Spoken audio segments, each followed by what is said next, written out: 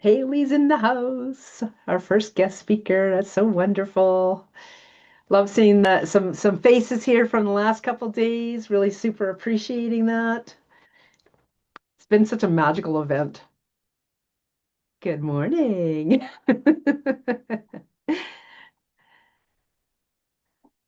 I'm loving this. I'm just feeling the energy today, which is really good because I really need the energy today. I love um, the imagery I get with that of this beautiful machine on a forward motion and it's going kind of thing. I feel like the Energizer Bunny. As soon as you guys all came on, I was like, it was a sleepless night. Uh, and it was more because of getting up to do this, getting up to do that. My husband literally just had a knee replacement surgery a week ago, and last night was one of those nights. So yeah, it was just kind of an interesting night, and I thought I'd get up and hop on a call this morning, and I was the only one there, so it was like, oh, great, I could take this opportunity to do a lot of other things, which was really magical because I actually managed to get uh, the last 2 days are now fully up on YouTube, and I feel really, really accomplished with having done that. Yes. So that will be going out in some upcoming emails as we're going along. And yeah, just kind of stepping into the energy of our last two guest speakers today. It's hard to believe we're at the end of this already. I'm going to actually open the floor. I would love to have some recaps on the power moment for you with regards to yesterday's call. I know that there's at least four of you. Actually, I think most of you, other than Haley, our guest speaker, our wisdom keeper, our story keeper, storyteller. You all were here. So I open the floor. Would any of you like to share what you really felt was a power moment for you on the second day of the All About Woo, or throughout it all?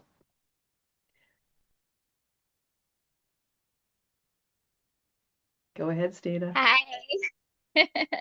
So I wish that Kiera was here. She's not. And I wanted to mention, I wanted to pop on yesterday morning to talk about the first day because it was so interesting. Something so simple that she said was an instant perspective shift for me. And I spent the afternoon and the rest of the day following yesterday or the first day's Woo Summit with probably 6 to 8 pages front and back of journal entries of channeled messages I was getting surrounding that perspective shift. And it was so interesting because it went slightly together with something that Christina, and I think her last name's D'Souza, said. And she had got on and she had referred to fear as being a liar and telling lies. And that is something I think a lot of us associate fear with, right? And when we believe that to be the truth, that's constantly reinstilled at what the truth is, and that is our relationship with fear.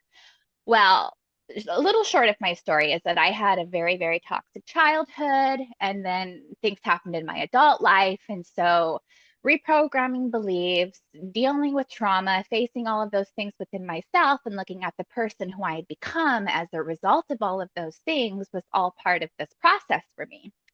Well, fear had always been a really big thing. Fear to speak, fear to share my perspective, fear to be seen, fear to just freaking breathe and be myself, right? All these, so much stuff. So I'm going to take a moment.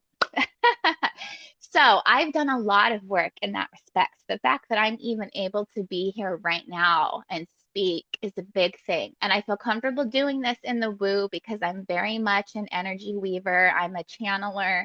I speak soul light languages, probably different 20 plus dialects. When I connect with people, I pick up on different dialects. So I'm very much, it's funny, I was skyrocketed into my journey because I woke up non pleasantly. It was extremely abrupt, and Spirit was like, we need you to wake up right the F now because Been some there. crazy stuff was going on. So it was extremely abrupt for me. So I felt like, in a way, I was like skyrocketed into like this high point, and now I'm coming back to put all the pieces together to help my brain and my mind comprehend everything that my soul and my spirit is doing and trusting.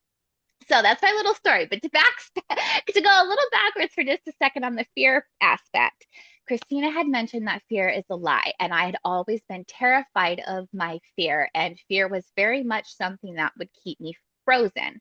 And going through my journey, facing my fears with love and gratitude and appreciation and obtaining clarity from them has very much been about why I'm able to be in such a better position than I was before.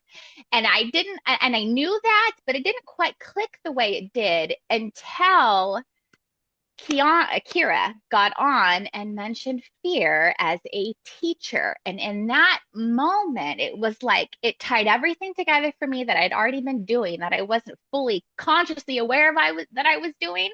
But it gave me that different perspective shift of, yeah, fear is a teacher. Fear itself also is a guide, but there is truth in both. And I think that's part of the big thing we're all unmasking is the the truth and the lie between the things that we believe, that fear is both. Fear can lie and fear can tell the truth. There is truth in fear.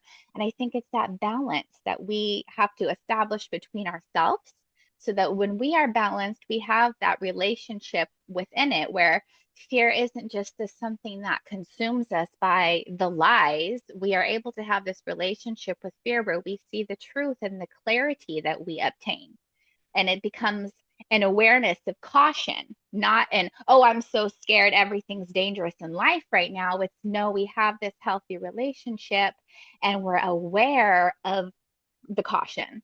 I've got a whole bunch of more pages on it. My memory is going all over the place right now, but I wanted to just say that I had such a perspective shift on that, and it helping me consciously become aware of how I'd already been changing my relationship with fear, but it helped me click into the acceptance of it. So I that love I it. thought was really powerful.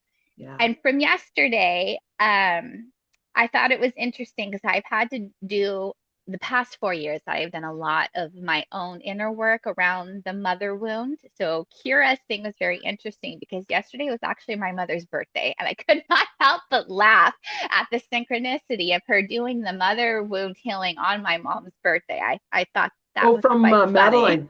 Madeleine did the mother wound. Oh, I'm sorry. I was Yeah. looking at Kira's name here, but you're right. I've got Madeleine in here for the notes from yesterday. That's right. Yes. Madeleine doing the mother wound, I thought was an absolutely beautiful thing that she did. Um, And thank and I goodness wanted she to, was at the end of the day too, right? yes, that was nice, definitely. But I wanted to touch on the RN real quick. Um, Please, yeah, because there's a couple others people would probably wouldn't mind speaking as well. Okay, yeah, sorry. Sorry. I just really quick and then I'll get off. The That's right. RN, I just wanted to say that I love hearing the gap being bridged between science and spirituality. I thought that was really beautiful that she was saying that. And I feel like the bioenergetics helps a lot of people whose minds may be skeptical and have issues with trust bridge that gap between allowing the mind and the heart and the soul and the spirit to trust each other. And so I just wanted to share that. I thought that was very important and very beautiful. And I'll get Thank off. you. Sorry. That is all. I love, honestly, I love when people feel comfortable enough to talk about the things that they've experienced.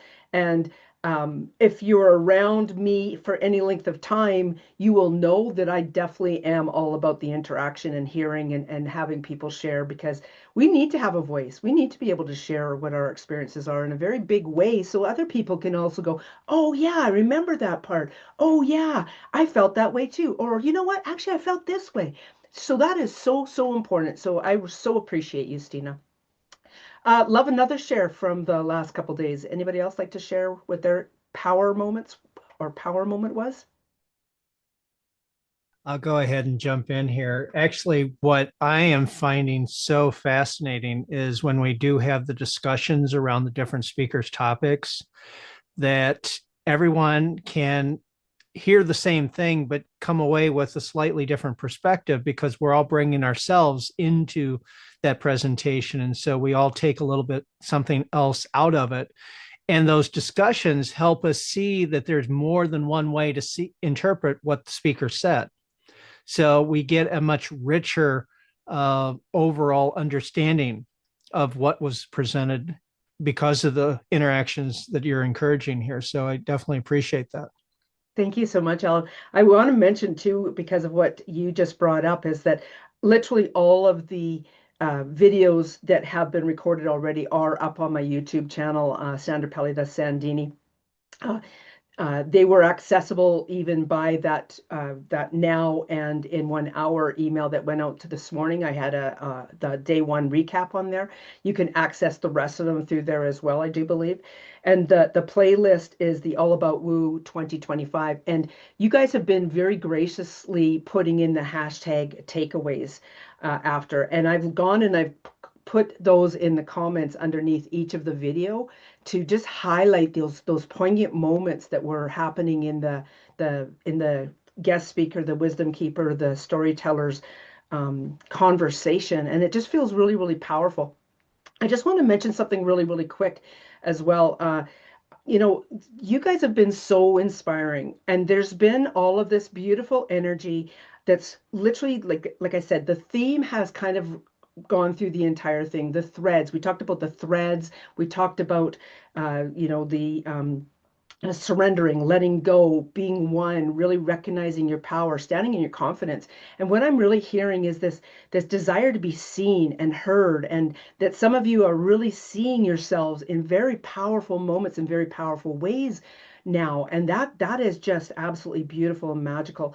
With that in mind, that was one of the reasons why that hashtag takeaway was created. It was because I wanted to get you guys to hone in on something that was important so you could anchor it in. And on top of that, I was guided to also do a raffle, a giveaway around those hashtags. So all those people who put the hashtag takeaway in, their names are going into the raffle draw for the Medicine of the Moons, a celebratorial year. And what I'd really like to offer you guys, everybody who participated, whether you did a hashtag takeaway or not, is the opportunity to come to the first month as a gift from me, that opening day, because it's a beautiful chance to step into the energy of the waning crescent moon, which is all about the surrender and the letting go. As I mentioned right from the beginning, is so many people do full moon ceremonies. I'm choosing instead to step into the energy of what people really seem to be wondering and are curious about. How do I let go of something? How do I surrender into the energy of this in a beautiful way? And Stina's really showed us the magic that can occur because of the continual follow-up. So that's what I'd love to do is on, I believe it's September 16th. It's the Tuesday. There is the first call of that, the opening of that. And if you choose to follow throughout the entire year from that, that's entirely up to you guys. The offer will be made at that point as well. And I would love it if you found value in what you've been hearing here. Know that this is how I flow through everything. These are the people that are in my world. You guys are the people who are in my world. So bring a friend to experience this as well. Feel the magic of what that might feel like having your sister in the conversation or having a friend in the conversation, right? So I leave that with you.